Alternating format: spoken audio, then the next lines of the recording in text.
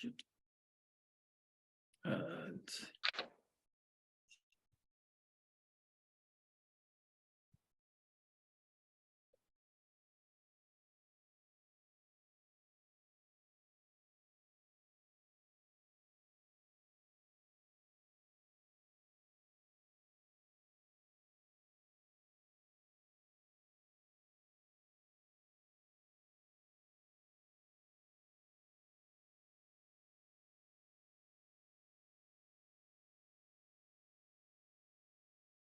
okay. Hi, everybody. How is everybody doing? Welcome to Transgurus. Hi. Whoa, we just lost someone. I'm sure she's coming back. Anyway, today we have the honor of having someone which, from my perspective, is absolutely great. It's a great mother. She's a great mother. She's got all our admiration for what she went through, and her name is Jeanette Jennings. So welcome, Jeanette. I think many of us have been following I'm Jazz. Many of us have been sharing your life or trying to share your life, and thank you very much for that, because I think it has been something extremely important and interesting for our, our community. So we're going to have some questions for Jeanette, and if you have any questions as one of our viewers, please do so. Okay, Jeanette, please tell us a little bit more about your family. Okay, well, we're on TV, so people do see a slice of what goes on in our lives, but we only allow on camera what we want to be seen. So there's a lot more behind the scenes, but I am married to a wonderful man, Greg. He's my soulmate. He was the boy next door growing up. I did not date him until he became a man. I was not interested in him when he was a boy. So we've been together a very long time. We're going to be married 30 years this year, and we have 4 beautiful children. They're adult children now, and there's no word for an adult child. I don't know what to call them, so I have to say my children, but they are adults. And I have twin boys, Sandra and Griffin, oldest daughter, Ari, and then there's our baby Jazz, who is transgender, and she's rocked our world. I'll tell you, she is my heart, and she has helped transform my life into a life that I never foresaw in a million years what I thought that I'd be sitting here talking about it. But we have a very strong family. We love each other very much. So one thing, if you do see us on TV, the love there is extremely real. Other things might be a little, staged or whatever. They put us in a situation, go rafting. We may not have gone rafting, and how we react to that, it's us. It's truly, the show is the heart of us. But, I'm always welcome to any questions about my family that you may not know, except for my sex life with my husband. We don't talk about that. Off the table. I totally understood. Yeah. that kind of sums up where we're at now. But I'm truly blessed. Yeah. I have to say, I mean, the love which comes from your family is very visible. And that is one of the main points, I think. Bonnie, do you want to go with the next question? Yeah, when Jazz was young, how did it come about that you discovered that she was trans? I mean, was it verbal, just seeing her? Was it, outspoken? How did you, especially you probably didn't even know what trans was until you had your daughter. I mean, it's like, how did you figure all that out? I mean, for people that have a child and they don't really know, I mean, what's the clues? That's the clues. Well, you're right, Bonnie. I never heard the word transgender in my entire life. I did not know what that was. And we had, Ari, our little girl, and our 2 boys, and we thought we were done having children. Then all of a sudden, I felt sick, nauseous. I'm like, oh, I have a stomach flu. But it was one of those stomach flus that never went away. And into the world came baby Jazz. And from the moment she was born, she came out singing Ethel Merman tunes. Literally, she was like, oh, you know, just this kid that was very vibrant, full of life, and very feminine. And just literally from the time she could speak, she said she was a girl. She was dancing around, playing with dolls, gravitated to anything pink and glittery. And, you know, by the time she was 2-ish, we said, you know what, well, I guess we have a gay son.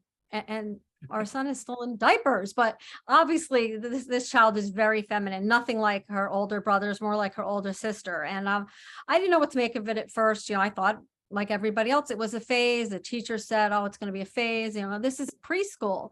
But as time wore on, I knew it was something more than a phase. And she was insisting, not I like girly things, but I am a girl.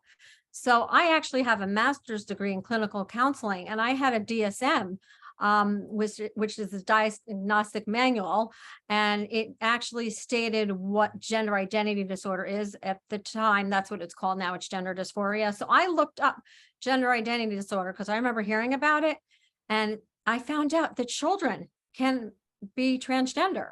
I didn't know the word yet, but it said your child has gender identity disorder if they hit 4 out of the 5 markers, and she hit all 5. It was sort of like saying she was a girl, and I'm like, wow, my child has gender identity disorder. Now what do? I don't know who to go to. And we went to a doctor that treated women who are transgender, and that's when I found out what the word was. I went to the doctor and I said, you know, I have this child with gender identity disorder, and she said, well, that means transgender. And she said, yes, I can validate your child is 3 years old and transgender, but I do not know how to treat him at the time. My patients are adults. So like, great, I have this kid who's this transgender thing that I don't know anything about. And we fortunately found a doctor in our area that had worked with trans youth. And I was very lucky to find other parents online and this doctor that helped bring to light the fact that Jazz's journey was not going to be what we thought it was going to be. She wasn't going to be out there playing baseball, rough and tumble. She was going to be dancing and, you know, ballet. And we accepted that. It was hard for my husband at first. I was more accepting, but he came on board shortly thereafter. But I learned the word transgender because I happen to have an amazing support system of professionals, which is very rare. Back, you know, this is in 2003, 2004, to find out that your child is transgender. And of course, at first we were devastated, not because, you know, we minded it because we were worried about the type of life that she would have. We read about the suicide rates, and we learned, you know, the discrimination that she was going to face. And I worried for her safety and her life. And I wanted her to be loved by everybody the way we love her. I loved and love her. And I feared for that. I feared for her life, and I feared for her happiness, and I feared, you know, for her safety. But that's how I kind of fell into it through a book I found, and then worked my way backwards. So thank you to those professionals who knew what they were doing, and I'm forever grateful to them. How did you manage to, sorry, Reggie, go. No, I just wanted to say real quick, I remember you making a comment, Jeanette, about how when you were pregnant with Jazz, you carried like you were having a girl. And that was pretty interesting. It just struck me that you said that everyone thought you were having a girl, and I guess they were right. Yes, they were right. I was short because I carried a certain way with my first child. I was kind of like pregnant in my nose. I was pregnant everywhere. And then with my boys, I was thin and I had this belly. And with Jazz, I just immediately started gaining weight and got very full. I'm like, oh, definitely a girl. There's this trick with the necklace you do. If it goes one way, it's a girl. If it goes another way, you hold it over your belly. And she did the girl thing, whatever it was. I forgot which way it went. It was a long time ago. But I was like, girl. So when the ultrasound came out, I'm like, are you sure? And they point, there is something between the legs there. Yeah, okay. But I was really surprised, you know, and pleasantly, I was happy. I didn't care which way. I just want a healthy baby. But yeah, you're right, Raj. I thought I was having a girl. Really did. I was just curious about something you mentioned. How did you find at the time, because you said 2002, 2004, a professional who was trans affirming back then? Because even today, it's difficult to actually find people like clinicians or psychologists or whoever that are trained to know about these things. So how did you manage to find that back then? I think honestly, I got really lucky. I found a doctor locally that treated people who were adults. And I was like, wow, there is some, I looked on the internet and found, and when she told me that she didn't treat children, she said, I do know somebody that does. And it's Dr. Marilyn Volker, who many Yes, know. we know her. And I didn't know who she was, but she said she knows about transgender youth. Go to her. She's a And wonderful person. bless her heart that Yes. we were lived close enough to her and that she knew, and we got into the right hands, because she knew Jazz, and from the time she was 3. She started with the dolls, who are you? And Jazz would point to the doll with the vagina, not the one with the penis. She was always like, I am a girl, I want a vagina. That's it. No ands, if or buts about it. I think that's what they say. So we just got lucky, honestly, because it could have gone a very different way. And I wouldn't be sitting here with you today if it had gone a different way. I'm really glad that you did get lucky with this one, just because, again, the conversation wasn't that, there wasn't much awareness back then. And we get more awareness today, but it's even today is difficult in that, No, it is. in that respect. I knew nothing. I mean, I saw, people like on the Jerry Springer show, or I watched the Rocky Horror Picture Show. This is what I knew of a person, like a cross-dresser. I did not know anything. And I had met the first transgender woman I ever met was that first doctor I went to. She was, let me introduce you to one of my patients. And, she was looking at little Jazz. She goes, I know what she feels like, because that's what I was like when I was little. But I didn't transition until I was an adult. So, we wanted to give Jazz the best medical care possible. And we were lucky. It truly was luck. Yeah. Yeah, Dr. Volkers is one of the first professionals around here in South Florida, and she's very well known here. Thank God. I have to say, when I hear you talking about your daughter, it reminds me when I was young too, and my mother knew it, but it was in the 60s, so it was a little bit different. So, Alice, I think you are the next with the question, right? So Jazz transitioned before kindergarten. What at the time was the reaction from your entourage, friends, family, and even like the school as well? Because you had to explain this to, I'm guessing, the teachers and whoever was around Jazz at the time. How did that go back then? Well, at first, the preschool was not very accepting at all. I don't want to bash them, but they didn't want Jazz wearing anything girly to school. Jazz would put these clips in her hair that gave her like a hair extension, and they banned them from the school. And I found out that girls were still wearing them. The ban was basically just for Jazz, but they didn't want to say it. They were not embracing the whole situation. So we knew when it was time to go to kindergarten that we'd have to prepare ahead of time and tell the school, this is how it's going to be. We brought in lawyer, doctor, you name it, because we were going to make sure that Jazz was accepted in her kindergarten school. However, they wouldn't let her be referred to by her chosen name, which is Jazz. She had to be referred to by her birth name. She couldn't wear skirts. She had to wear skirts, and she couldn't use the female restroom.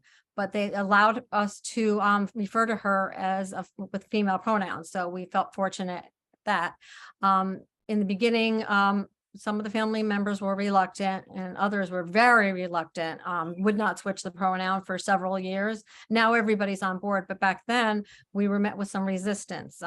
Her siblings, however, embraced her wholeheartedly. Her older sister was a little tougher for her because she was the princess. She was the only girl, she liked that. She liked her part. She liked being the queen bee. And when Jazz, we told her Jazz would be transitioning, she wasn't so happy about that. And we had to, play some tough love. And she was like 8 years old, and we had to say, listen, Ari, it's going to be really hard for Jazz in her lifetime. And kids like her sometimes take their lives, and they need their siblings to support them. She's going to need you more now than ever. And so Ari was like teary, we're all teary. She's like, I love my little sister, and I'm going to be the best big sister possibly. And she really is. So this day, she is like the greatest big sister. She'll do anything for Jazz, and they're very close. But at first, she didn't want to give up that part. She didn't want to share that throne with anybody. That's fair.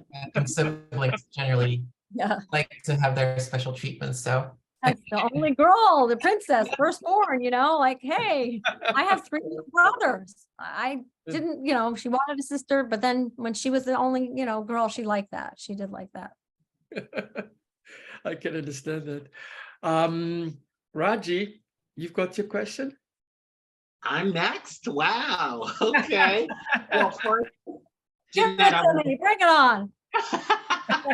I want to first thank you for being, a part of our show, coming on and sharing more about yourself and your family. I mean, you and I, we go kind of way back. I mean, even before the reality show, I was connected to you and Jazz and the rest of the family. Her and Jazz and I, we worked on a project together, and that's when I got the opportunity to meet Jazz and to meet you. And then eventually I met the rest of the family. And, the love just brings tears to my eyes. And I'm sorry to get so emotional, but it's real with you guys. This isn't a facade, and what they see on the show, it isn't bullshit. Pardon my language. It's real. And I've had the opportunity to interact with the immediate family, and even, your mom and your dad. And you all are just some really down to earth, genuine, loving, kind people. And that goes across the board. Jazz, your husband, the rest of your kids, Sander and I, we've had the opportunity to work together on a couple projects. And your mom, she's just a hoot, and I love her. And your dad. So just an absolutely beautiful family. And I had to just say that before I got to my question. So my question, I have to thank you, because that means the world to me, because I am a big fan of yours. And since the moment I met you, we've had a connection, and I adore you. And hearing those words from you really mean so much to me. And I am just humbled right now. Thank you. Oh my gosh. Eyes, and just thank you for saying all those lovely things. I really appreciate it, and I appreciate you. It's from my soul. I mean, I meant every single word that I said, Jeanette. And the thing that just it fills me up is because a lot of our community didn't have the support, and even currently don't have the support that Jazz has had. And I think it's just such a wonderful example for the world, and for other families that are dealing with having a transgender member of the family. And so you all certainly took the high road. And yes, you were blessed by having the resources. But I mean, there was a decision that you and your husband had to sit down and make, and you all made the right one to support your child. And so I just have so much love for you and your family. So that leads to my question, because I often think about my mother and my father and my sister and other family members. And, we as trans people, we're dealing with like survival and just figuring out how to live in a world as our authentic self. But, I've always been a person that I take other people's feelings into regard. And like, even when I started transitioning, I couldn't help but to have compassion for my family, because I was concerned, how is this going to affect them? And I know that, for my mom and my dad, they were mourning the concept or the vision of what they expected me as their child to be in the world. And that is, something I think a lot of parents have to mourn. They have to release that or relinquish it to embrace the child that they have. And I'm sure Jazz has always been Jazz. I've always been Raji. I'm the same person. I have family members that support me and say, you know what, you're the same person you were when you were that little boy growing up. It's the spirit, so my question for you is, with all of the challenges that you've been through, what are, a few of the challenges that you would say was the hardest for you as a mother of a transgender child? Well, there are several. I guess the hardest well, I wasn't mourning because Jazz really, I didn't have a long time with her as being this little boy, but I had the idea or concept, like I said, of what my family was. I had a little girl and 3 boys. I had the little booties, and pink booty and the 3 blue ones. And I had to take that necklace off, and it's, like a metaphor, but you know what? It implies something to me. And I cried when I had to pack up, the boy clothes and put this necklace away. Jazz was the same person, but it was really tough for me to kind of shift my way of thinking. Like, all right, now I have a new family, but I don't have a new family. I struggled with that. And I worried constantly about what people were going to think. But then Jazz taught me, Mom, don't worry so much because I don't care what they think. So you shouldn't. And she made me more resilient. But there were so many challenges with the school, and she was bullied, and I would try to get ahead of everything. And I always say, I would try to put out fires before they would burn her, but there's just so much I could do. I can't be with her at school every day. And the kids that, would call her the chick with the dick and things like that, were very hurtful for her. But her first bullies, and I found this very challenging, were the adults, because the kids, many of them were accepting. It's the adults, like at the school, when they said, she couldn't use the bathroom, that's something that they decided. We told them, Jazz isn't going to do anything. She's going to do her business. And poor little Jazz wanted to go in the girls' restroom so badly, she would sneak in there. And she got caught one day, and they told her, you can't use this bathroom anymore. And if you do, we're going to send you to the principal's office. Can you imagine being told, you're going to go to the principal's office for using a bathroom that just aligned with who you were? So she would hold in her urine and she would have accidents. And, this, was a challenge, but, we had to work through it. And then I would say something unique that doesn't happen to a lot of trans kids was the fact that she is a major athlete with these 2 older brothers and loved to play sports. And she wanted to play with the little girls. And she is a great athlete, but soccer player was her number one love. And people thought, oh, she's so good at soccer because she's really a boy. Meanwhile, she was this little tiny petite thing, smallest one on the field with her pink cleats. And she was very dainty, but she was very fast and agile. And what happened was it caught wind that this was really a boy, this little tiny 8-year-old person. And she was banned from playing girls soccer at the tender age of 8. And we fought so hard, and it wasn't the schools, we fought the entire state to allow her to play soccer.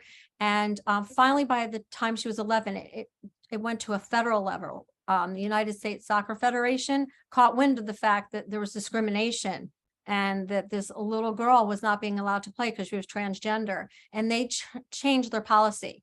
They made their policy trans inclusive because of this little tiny girl that just wanted to play soccer with her friends. And it was so challenging. We had her play with the boys, and she literally had a breakdown on the field.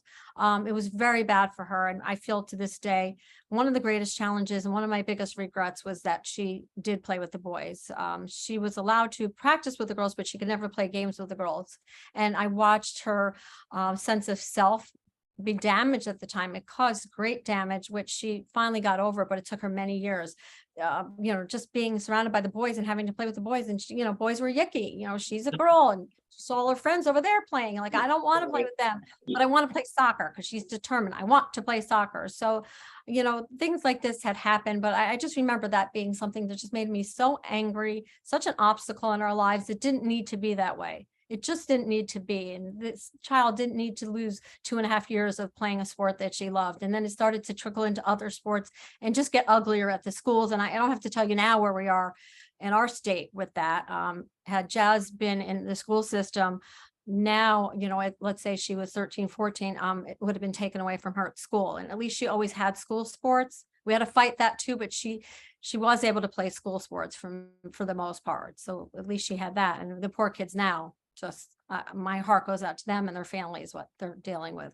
So those are just a few of, the tippy top of the things that I remember as being very difficult for Jazz and our whole family. Yep. Yeah, like I just want to say this. It's amazing. You know how they say, well, you teach your children, but also your children teach you. And that I thought about that when you were talking about like how jazz has impacted your life and how she gave you strength when she said, well, I don't care what anyone thinks, so mom, don't worry about it. So it's amazing how it's kind of like a full circle thing. Like, because I'm sure I've taught my mom some things. I've learned a lot from my mom, but I'm sure I've taught her a few things too. I'm sure Yeah. you've taught Thank her you. a lot of things. Absolutely. Like I'm a people pleaser and I never like to upset people, or I always wonder, what do people think of me? Are they talking about me? Insecurities. I had a lot of insecurities, and you go into a preschool and your son is dressed very girly and there's whispers and stares and pointing. And that was very difficult for me, but Jazz held her head high. She's, and I'm looking at this little 4-year-old holding her head high and saying, I'm going to take ballet with the other girls. I don't, she considered herself a girl, of course, while the parents were sometimes very cruel, say things like, why do you let him wear that to school? And I'm like, that's what he wanted to wear today. At the time we hadn't changed the pronouns. So this is what we had to deal with. So she did make me stronger. I had to not worry what people think all the time. Who cares what people think? I never could have said that 25 years ago before there was a jazz.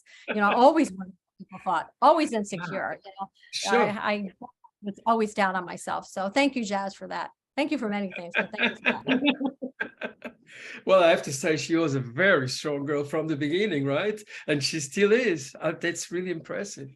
One question, Jeanette, how did your family end up being on TV? How did it work?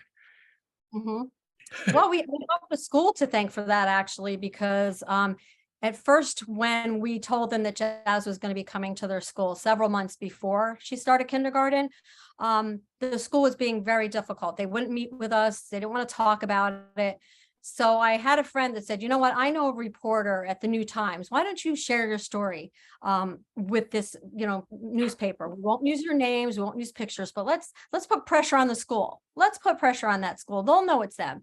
And we did tell the story of how our school wasn't acknowledging our child, and it made the cover of the New Times. It was like, see Dick B. Jane.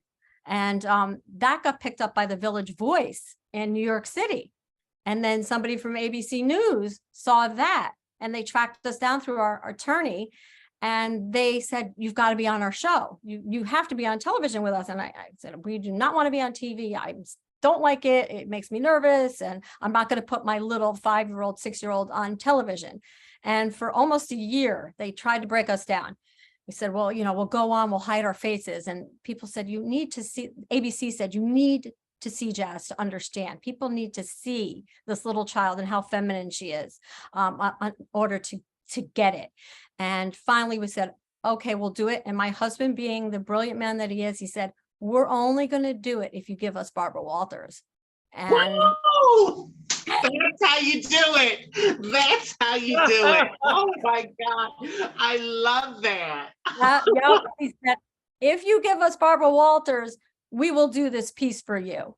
And sure enough, she was on board and she understood it. She would go on The View and talk about it. It wasn't just like, oh, she's doing another story. She really felt where we were coming from. And in fact, when she won a GLAAD award for the piece that she did, it was called My Secret Self. She said it meant more to her than all her Emmys combined. Wow. And I'll never get here. Like Barbara Walters saying this award about Jazz, and there were 2 other children on, that meant more to her. So that just, she got it. She really understood. And she would argue with the other women on The View. No, you don't understand. And she brought us back on her show several years later. There were other television shows that wanted her on when they saw that Barbara had this, little 6-year-old on who was transgender, and, was like a big thing. Nobody had seen this. And, Oprah came calling, and Montel and Maury Povich. And, we said, no, we're not going to put our little kid on a sofa in front of an audience and traumatize her. Like, we did our part, we did our story, and we didn't want to share after that. We did a piece in Australia on 60 Minutes in Australia, because it was another country that was battling the same thing. And we thought, okay, she's not on, our television, United States television. But really, we held off doing TV for quite some time until she was 11. And we did a documentary with Oprah's network then. And we did another Barbara Walters special, and then really held off again until we were approached to do the program at TLC. It wasn't TLC that came to us, it was a producer, and many of them had come to us throughout the years. Oh, let's do a TV show. And I'm like, I don't know. I don't want to do a TV show. I'm not a reality TV person. And this one producer, he came to us and he just said all the right things. And I liked him. It was just a feeling, when you get a gut feeling, like, I like this guy. I like what he's saying. He's like, I think I can pitch you to, he mentioned TLC and a few others. I think I can get you a show. It's like 95% of the ideas that come through get thrown in the garbage, but he was right. He told TLC this show needs to be heard, and they agreed, and they took us on. And that's basically the very long story, because I didn't make it short. I made it long. Sorry about that. But it's all because of the school that rejected jazz at first, that we ended up having I Am Jazz. And because Barbara Walters said yes. And Thank you, Barbara. and that makes me think about how when something bad happens, quote unquote, how blessings can manifest from it. Like I always say, that the very thing that I thought would be my demise ended up turning into many blessings. And it's so funny, Jeanette, you shared how Jazz and your family got on reality TV. And I was listening and I'm like, oh my God, that's like it.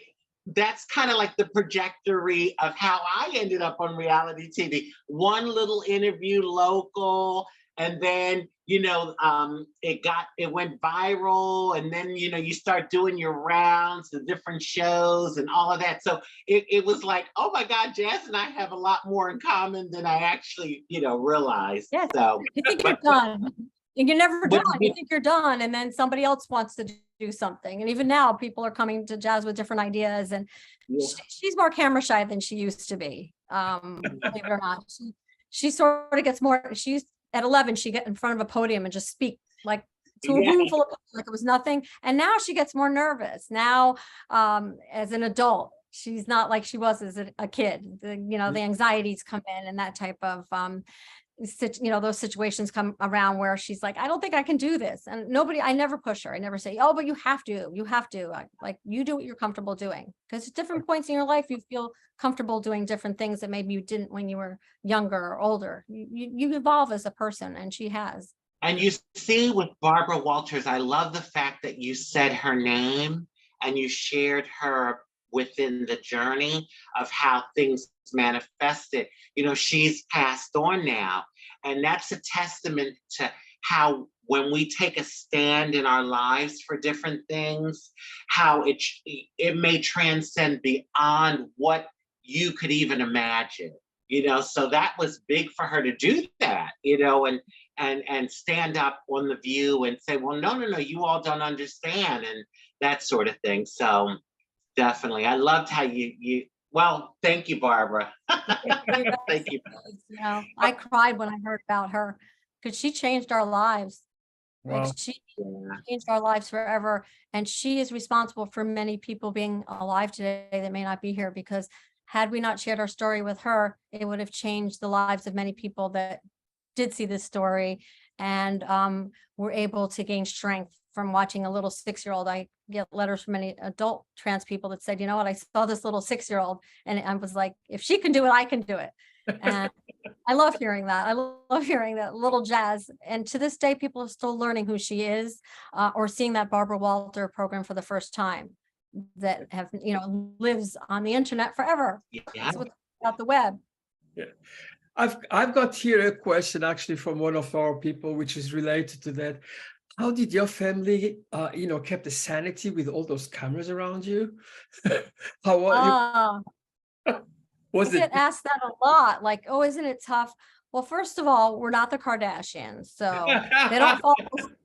If I did, I would have like hair and makeup or whatever, but they don't follow us around 365. There's not hidden cameras around. There's set hours. Like with children, they had child labor laws set in place. So there were certain times that we weren't even allowed to film. So it wasn't mayhem here. I mean, when they were here, it was nuts, but it wasn't all the time. They went home and, were with their families, and we would have breathing room. But the most important thing is that we loved our crew. it changes every season, but our lead producers have been the same almost every season. So we've become friends with the first executive producer. They call them showrunner, and he's a dear friend of ours today.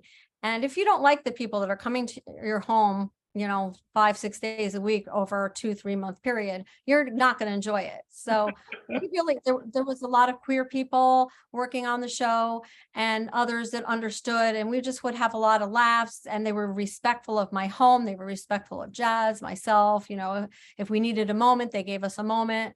So I enjoyed having the people around. My mom, on the other hand, she didn't like when people came in her house. She's missed like, ooh, make sure they take off their shoes and all these people. When we film at my mother's house, she's just like, can we film somewhere else, not the home? So she and I are very different like that. Meanwhile, I have people painting my walls and doing all sorts of things to my home. I'm very different like that.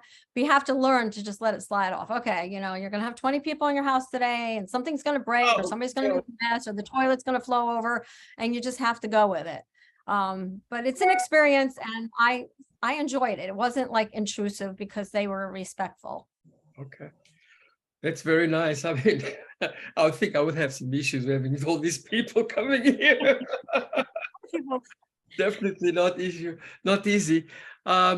Bonnie, would you like to go with the next question?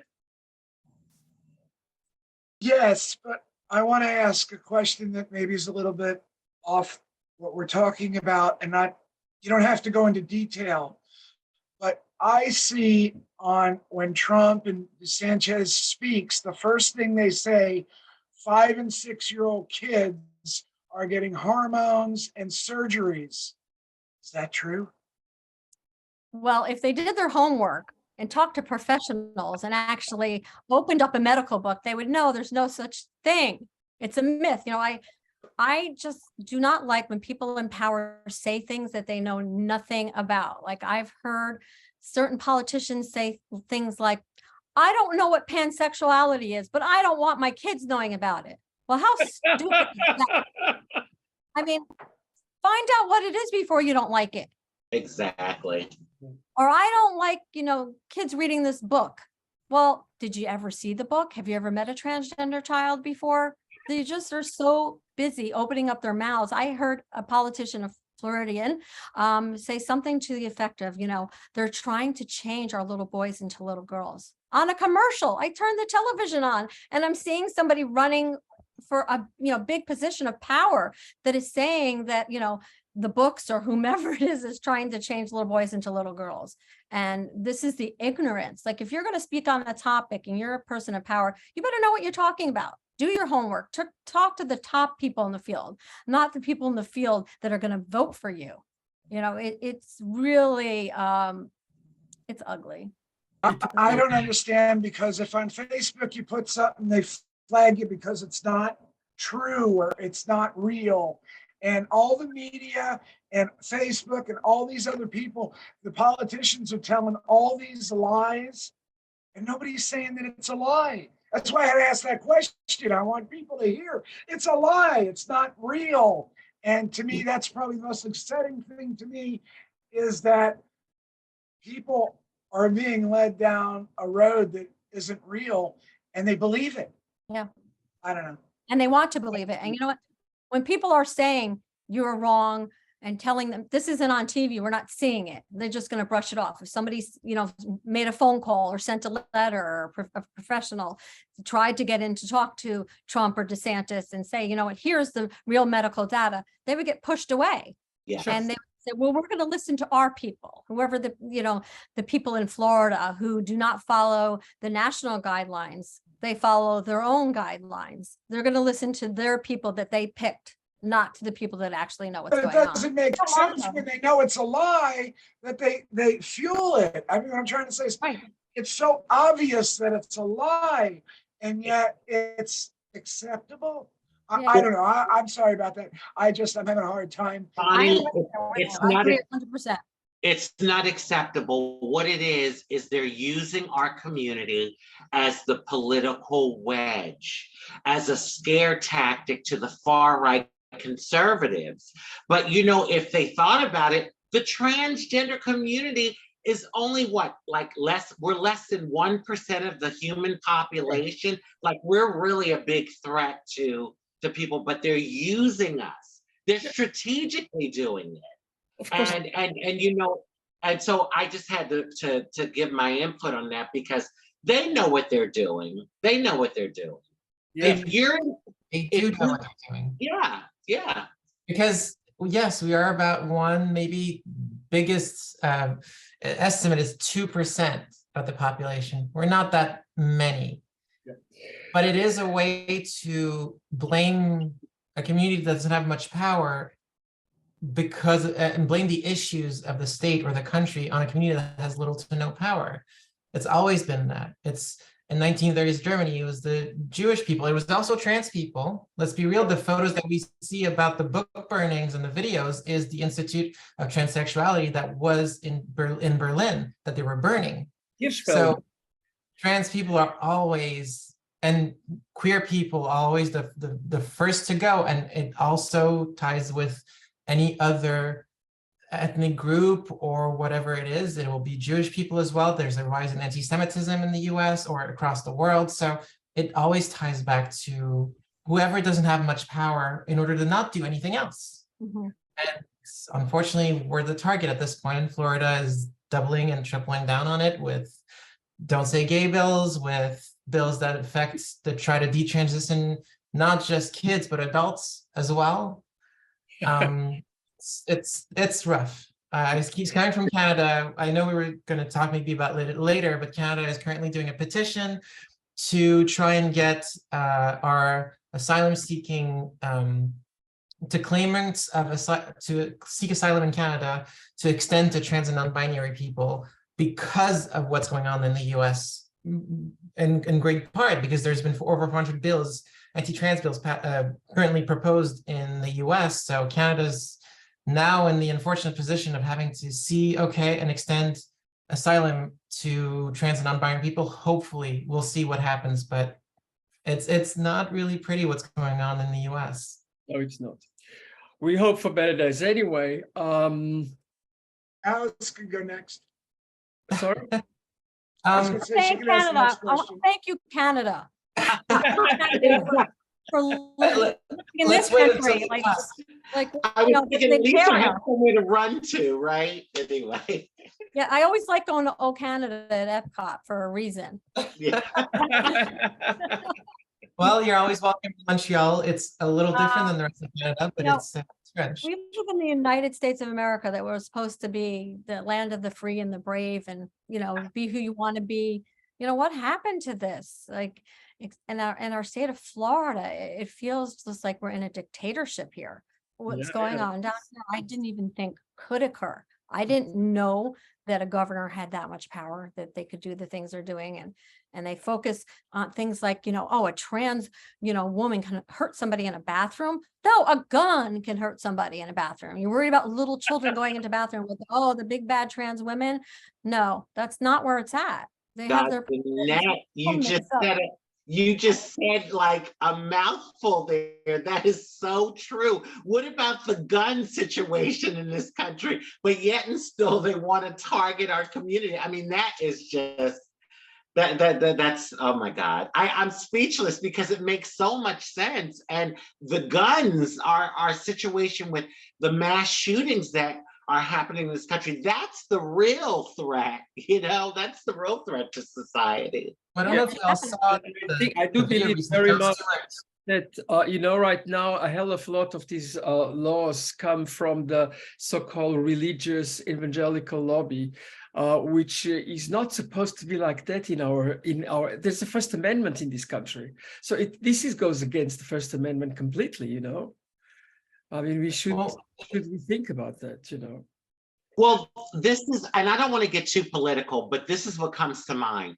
For a party that claims less government all the time, you now want to have the government dictate how your children are brought up, what they learn. And I mean, you know, It's crazy. Yeah? It's talking out both sides of your mouth, you know. It's not freedom of speech. It's freedom of speech that they like, not freedom of speech for everyone. Right. That's been the case for a long time. It's the cry for cancel culture and stuff like that. Oh no, they're allowed to say whatever they want, but we're not allowed to criticize them for what they're saying. It's the same that we're hearing, regardless of countries, because it's not just the US, the UK, France, Canada, we're all having the same sort of discussions because it trickles everywhere else. But it includes the trans debate. And unfortunately, that has trickled everywhere. I'm hearing in French debates, the English words like woke. That's not a French word. And yet in France, they're all start saying these words now. And it's kind of crazy. I'm Well, so Jeanette, tired I of the word indoctrinate. Yeah. Indoctrinate. I Am Jazz, the book is going to indoctrinate these children, and it's about sexual stuff. I Am Jazz, if they read it, has nothing to do with sex. They're not talking about having sex. They're talking about gender. And they don't, politicians down here that are making all these laws, they don't even understand the difference between sexuality and gender identity. They don't even know what that is. Like, learn what that is before you start making laws to abolish things. Learn the difference. Nobody wants to teach a 5-year-old the birds and the bees. Like, they're not ready for that, but they can learn that they have a classmate that's transgender and why, they're dressed one way one day, called a he or a she, but that's reality. The 5 and 6-year-olds aren't having sex, but 5 and 6-year-olds are transgender, and you can't just sweep that under the rug. It does exist. And there's an age-appropriate way to teach these things. It's not complicated. And people make a big deal out of it, but being trans or even being queer in general, whether it's lesbian, gay, you can teach it in a way that's appropriate. There are 2 mothers sometimes, there are 2 fathers.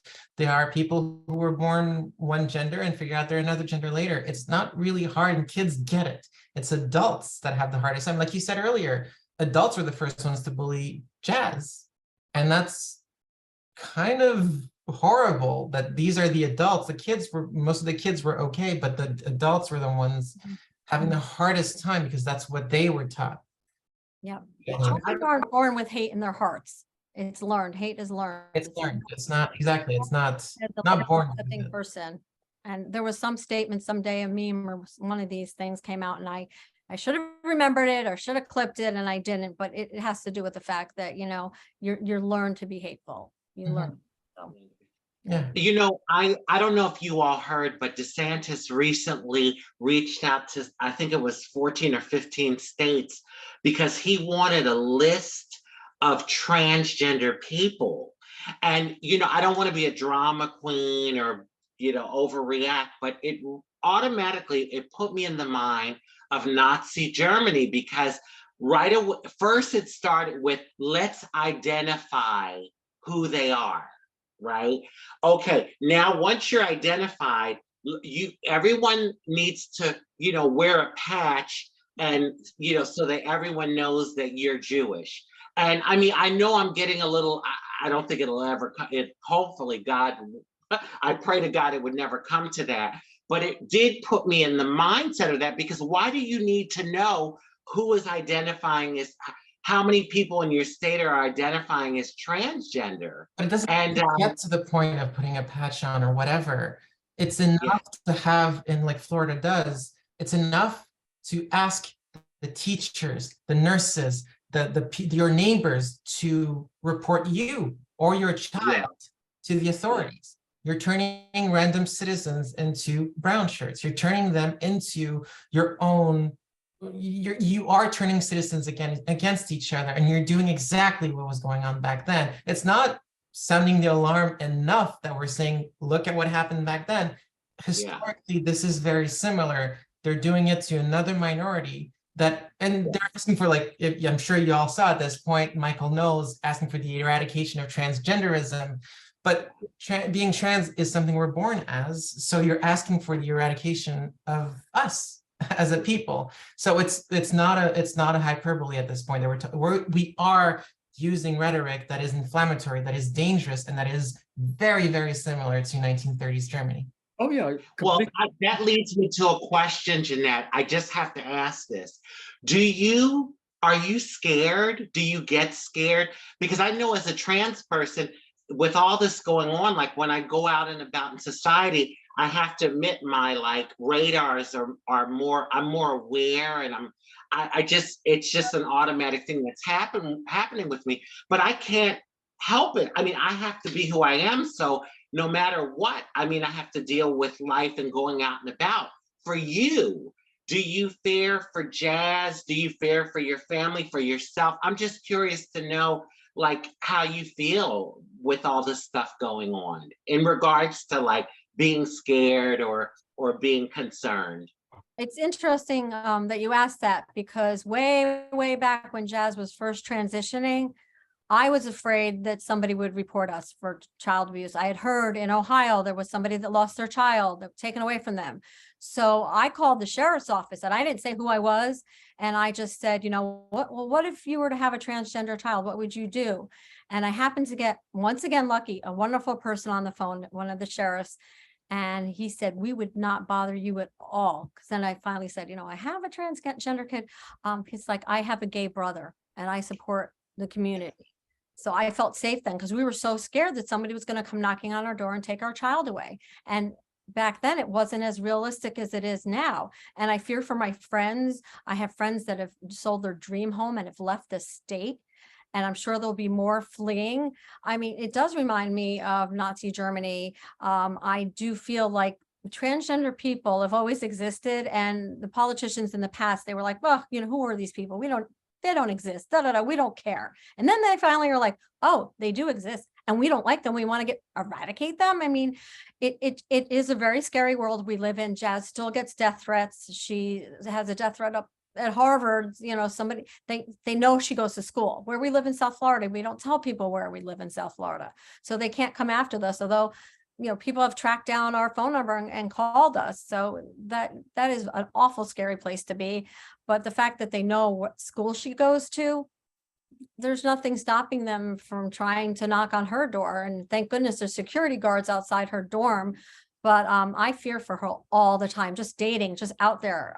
I tell her to take lifts, you know, when I'm not supposed to say that. Well, I lift, to take, you know, I'm always thinking I'm on the TV show. When I'm on the show, I can't say any brand. I have to say, you know, a ride share. So you take a ride share as opposed to going on the subway. I tell her things like this. And even though she's in Massachusetts, which is much more accepting, any way that she can be a little safer makes me happy. And I fear for all my friends, my, you know, trans friends down here in Florida, what they're enduring. I'm not transgender, so I can't say what that feels like, but my heart goes out to all of you that you should be put in this position and made to feel this way, because you are the most awesome people I've ever met in my life. And I am biased, but I think transgender people are beautiful inside and out, and brilliant and creative and kind souls and two-spirited. So my hat's off to all the trans gurus that you are. You are all amazing. Your ego stroking me. Your ego stroking me.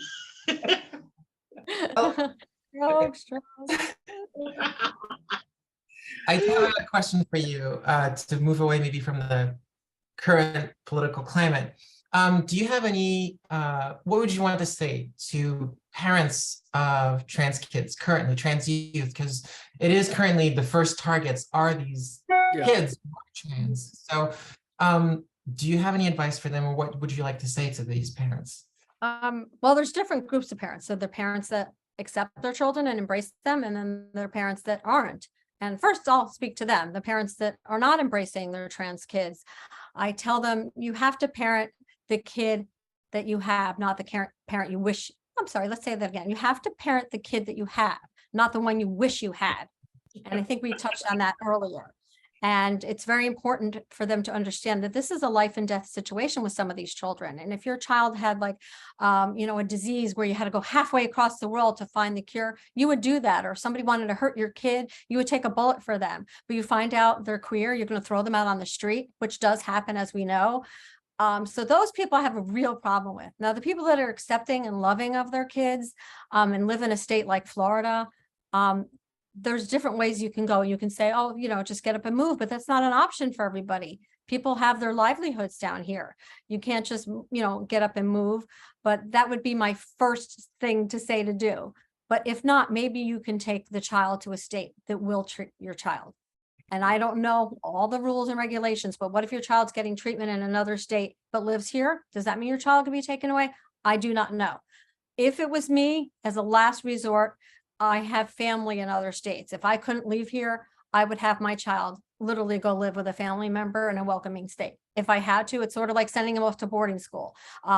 You're not going to be watching them grow up all the time, but you know that they're going to be in a better place where they're getting the care and treatment that they need. So it's really scary. Some states are welcoming and warm. In our state, what I would do if I thought that somebody was going to take away my kid, I would not allow that. I would make sure my kid isn't here to be taken away, that they would be somewhere else. And I hope that doesn't come to that for any family, but I do know people in Texas have fled. I know people down here are fleeing. And that I do have to add maybe just a little context to that one. You have to pick a state that has laws that protect you and your child, because very few states are refugee states right now for trans people. And if you're considering moving, do consider a state that has passed a law that will protect you from being extradited to the other state, to your home state. Right now, it's California. California is one, and there's I think 2 others or 3 others currently that are refugee states for trans people and their kids. Just as New York, maybe. I mean, I would say to parents, do your homework, find out. I would move to California. It's not my favorite state. Earthquakes scare me more than hurricanes because we see them coming. The hurricane, you see it coming on the news. Earthquake, you're standing there and just. But you know what? If I had to go into credit card debt for the rest of my life or whatever I'd have to do, I would pack up and move to a state where my child would be safe, because nobody messes with my kids, any of them. Like, you got to go. I can't imagine having a kid taken away from you. I can't. Mama bear, mama bear. Out. I mean, this one, I literally would sell every last piece of anything that I ever had. I wouldn't care as long as my kid is with me and safe. That's the bottom line. And it's disgusting, really. It's the only word to say that it's come to this. What type of world are we living in where people have to fear to have their kids being taken away from them for loving them unconditionally? That's what we're talking about here. Absolutely. Yeah. You're supposed, like you said, you're supposed to parent the kid that you have, not the one that you wish you had. And also, your kid is not an extension of yourself. It is its own person. It's going to grow its own adult. And so you want to see that kid thrive. So it's important to, sorry, my dog's barking. It's important to be there for that kid, to see your kid thrive and not force them to be something they're not. And that's what we saw with Jazz. Jazz was able, thanks to you and your family, for being accepting, for being there to thrive into the adult that she is today.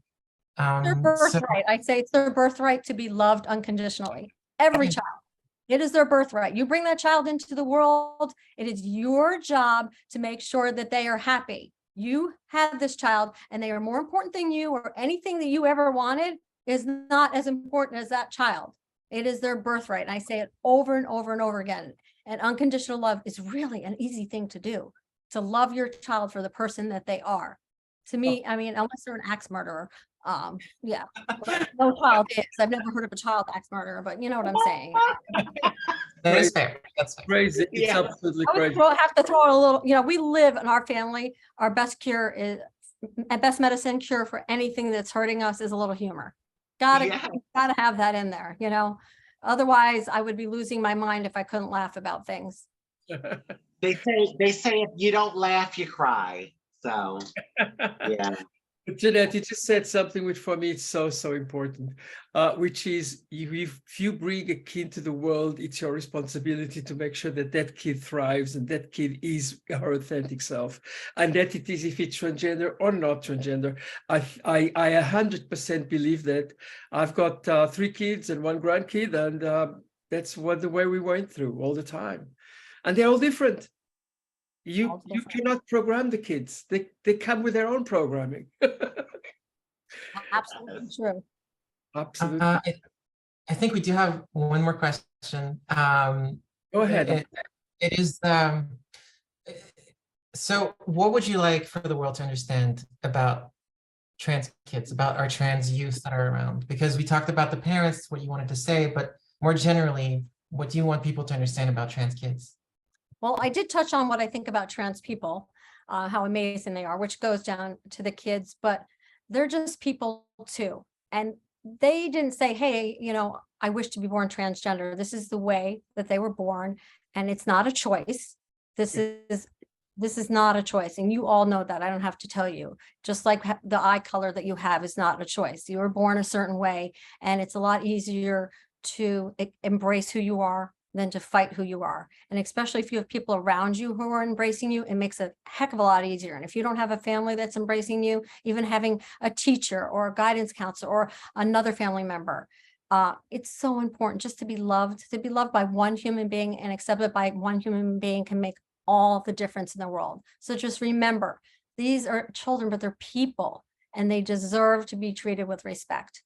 And treat everybody the way you want to be treated, right? Didn't everybody learn that when you were little? And Correct. just keep doing that. Keep doing that. Absolutely correct. What can I say? I think that we had a really fantastic discussion. I actually enjoyed it. I think my friend, my Transguru friends enjoyed it. Thank you very, very much, Jeanette, to be with us.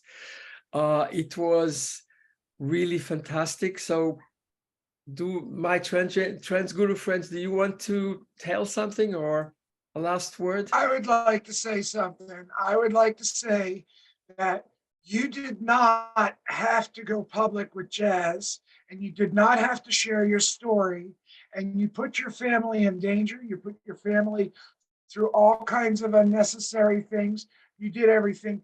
And you know, people can talk, but you've walked the walk, and you've probably with your daughter have made the biggest difference that I can imagine out of parents that have transgender children anywhere, maybe in the world. I mean, what I'm saying is you're on a level of what you've done that is beyond over and above the call of duty. And me personally, and I'm speaking for other trans gurus too, we all thank what you have done because you've really made a difference in people's life worldwide. Thank you so much for saying that. That really means a lot to me. If I can just save one life in the world, then I feel complete. And I feel that we've done more than that. And, you know, lot more. I never knew what my purpose was until Jazz came around. I said, this is why I was put on this earth, to guide this child. And I had no idea what type of journey we would be on. And I thank you for every word you just said. It really touched me. Appreciate that. Well, Jeanette, I guess I'll go next. You know, you are the epitome of a mother's love. And I have so much love for you as a human being. And I just want to thank you for touching my life and for all that you've done, because you probably wouldn't even be able to imagine how your life, your purpose is going to transcend the generations, Jeanette. Thank you for saying what you've done, being the loving mother to Jazz and your family, and how you all put yourself out there, it will transcend generations. And I thank you from the bottom of my soul. I am so blessed that I was able to cross paths with you this lifetime. I feel the same way. I feel the same way. I'm a big fan of all of you women. You're my sheroes. And I'll stop being a crybaby. I'm sorry, but I do too. You have a beautiful cry, though. I have the ugliest cry. You know, like when millions of people are watching and they zoom in and you have something hanging out of your nose or whatever, it's just more fun. Well, thank you for saying that. I gotta end with a laugh and a giggle. Alice, would you like to say something? Well, Jeanette, I'll say this because we don't know each other in real life. We just met by Zoom, but thank you so much for coming on. You, Jazz, and your family did make a difference for me as well. When I was not even knowing that I was trans yet, I've had heard of Jazz and I had seen stuff that was inspiring. So yeah, what Raj said, it does transcend generations, and it has had already a bigger impact than just you, your family. It's reached people internationally, me in Canada, and definitely people around the world, to have been able to see a kid grow up and have accepting parents.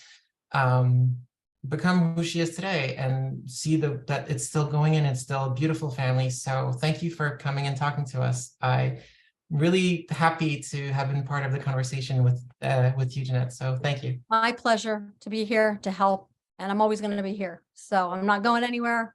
I'm going to continue to fight the fight, and even more so now than ever for the other kids here. Mine is gone, but I am fighting for others. I am out there in the trenches, and I always will be. And my heart goes out to all of you wonderful, wonderful ladies. You're fantastic people. And keep up the great work, gurus. Just keep it up. Thank you. In name of Trans Gurus, in name of all the transgender people, and thank you very, very much for coming. Thank you for being, someone very, very important for our people, transgender people, and for being a wonderful mother and a wonderful family. And thank Jazz as well. I grew up with Jazz too, so actually, as a matter of fact, we almost had this, gender confirmation surgery almost at the same time. So it was, so I was following it from the time. Something else, it is not only for the USA or Canada, but it's for all over the world.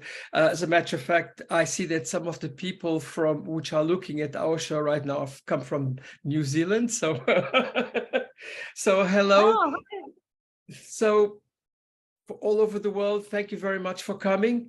And I think that we're going to stop the show now. And we'll be with Transgurus tomorrow again at the usual time at 6 o'clock. Unfortunately, not with Jeanette, but thank you for everybody, and bye, everybody. We love you. I want to say Jeanette. something real quick, We Jeanette. love you. great job, everybody. If you ever want to come on to share something that you feel, just give us a holler, and I will. you can have the whole mic if you want. What I'm trying to I say. may have to do that. I may have to look like the little gerbil behind you. Well, So we're not live anymore, but I'm That's going to good. send you